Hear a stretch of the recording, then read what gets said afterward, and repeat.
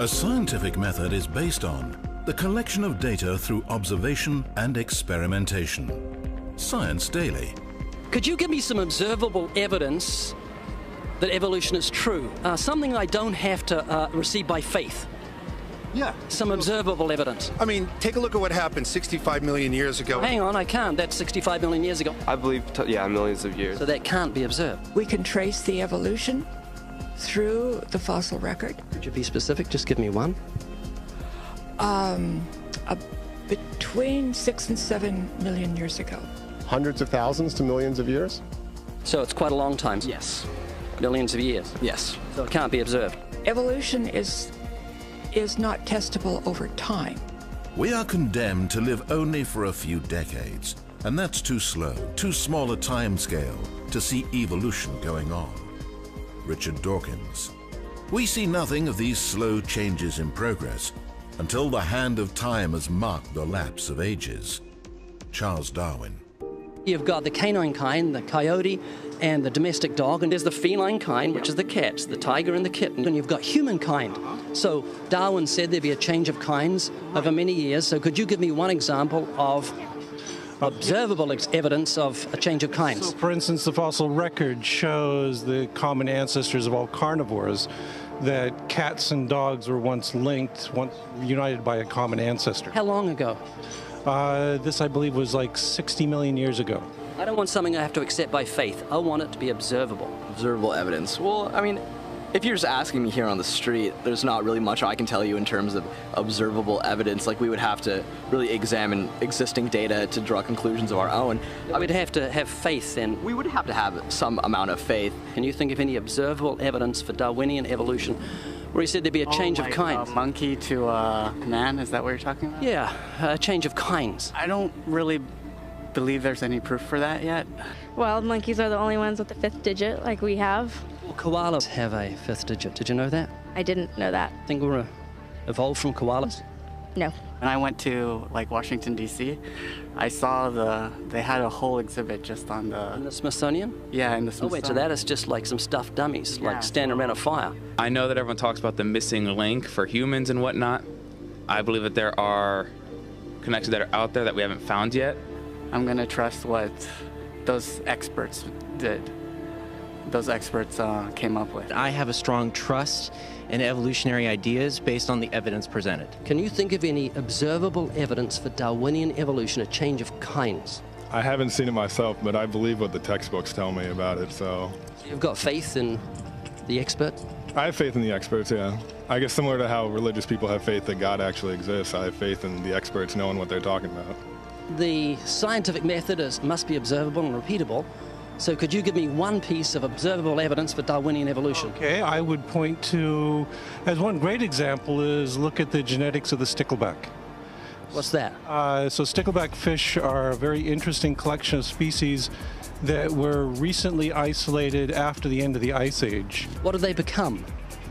They're various species of sticklebacks. They stayed as fish. Well, of course. Can you think of any observable evidence where there was a change of kinds? Fish. Human beings are still fish. Human beings are fish? Why, yes, of course they are. How long did that take? A couple of billions of years, millions. A couple of millions? How is that observable? It's not. We came out of the ground as a mammal, and one mammal created... Come out of the ground? Didn't we come out of the sea? Huh? Well, initially in the beginning, we came out of the ground and the sea. After the great destruction of the... So did we have lungs or gills when we came out of the sea? You want to know something? Those that were in the sea, I guess, had gills, and those that were on land had lungs. But if we came out of the sea, we had gills in the sea. You want to know something? Who knows that we came out of the sea or we evolved from mammals? So you don't know? Huh? Of course I don't know. I'm accepting that they did their science correctly. Could you give me an example of Darwinian evolution, not adaptation or speciation, but a change of kinds? These are changes of kinds. They're still fish. They're distinctly different fish. We have thousands of examples. Can you give me one? I can give you thousands. Just one. For instance, I would say look at Lenski's experiments with bacteria then. So what did the bacteria become? The bacteria are still bacteria, of course. So that's not Darwinian evolution. That's not a change of kinds, is it? It is a change. It is a change in the genetic makeup of the bacteria, which is... They're still bacteria. So what did the bacteria become? A new kind of bacterium. So It's still bacteria. There's no change of kinds. To summarize, the observable evidence that you give me for Darwinian evolution is bacteria becoming bacteria. No, it is bacteria acquiring new metabolic capabilities. You said before that there is lots of evidence for evolution. I just want one observable evidence for Darwinian evolution, just one. But I gave you some. You don't want... Not some, I want one. Wait, you don't want that. I want one. Yes, I do. I'm pleading with people. You asked me to tell you when I've watched one species evolve into another. Isn't that right? No, one kind into another. There's 14 different definitions of species. So I want a change of kind. When you're talking about kinds or change in families, you're actually talking about macroevolution. You're talking about changes on the level that separate, say, cats from dogs. So could you give me any examples of Darwinian evolution? Well, when you say examples of that, then you have to sort of look at over a longer time frame. It has nothing to do with faith. Faith is something that I have to, unseen, I have to believe in. That's it, unseen. Look, do you believe evolution? Of course I do. Are you a believer in evolution? Yes, I am. When did you start to believe evolution? I started to believe evolution when I started to think out for myself. Is evolution a belief? Well, you know something, evolution is a thought process. Is coming to terms and checking out all the alternatives, like taking a look at the religion, man-made religions. Let me ask you again, is evolution a belief? No, evolution is, well, yeah, in a word, yeah, I could say it could be a belief. When you say change of kinds, you mean the evolution of one species from another or to another? Yes, we have that in action, actually, in the Galapagos. Could you give me one instance? Yes, we have an example from a group of birds called Darwin's finches. You take a look at the difference between the finches on the islands that all started out. I mean, that's very, very observable. But that's not Darwinian evolution. There's been no change of kinds. What do the finches become? They become genetically new and anatomically new, recognizably different species. So they're still finches? Well, of course, they're still finches, yes. So they're not there's no change of kind. Little birds that he had observed. What did they become? Their beak shapes. They're still birds.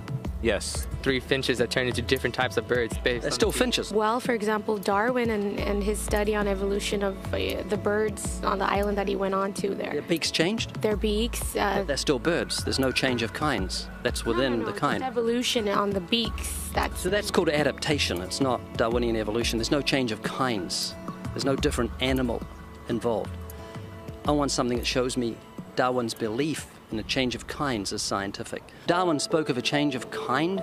Can you think of any observable evidence for Darwinian evolution where there's a change of kind? Change of kind. Change of kind. I'm gonna have to think about that one a little longer. You give me anything that I can see, observe, and test, which is a scientific method for Darwinian evolution, a change of kinds. Test and observe.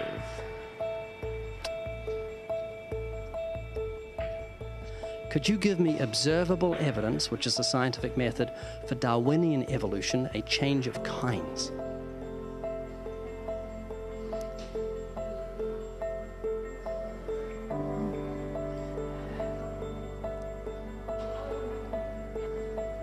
Okay, I gotta think about it. So you want the evidence of it? I would say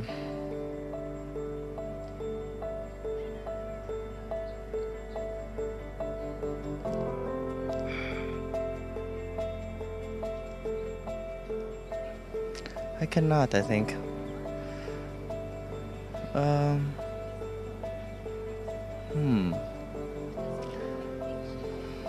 It's a hard question, actually.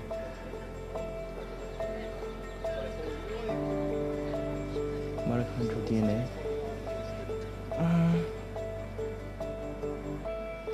So, can you repeat the question again? Could you give me any observable evidence, just one, for Darwinian evolution? Let me think about that for a sec.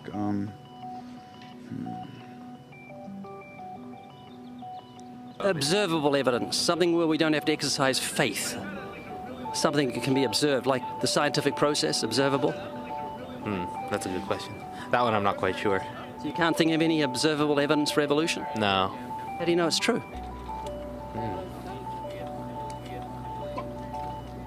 I'm not sure. So Darwinian evolution is not observable, it's not scientific.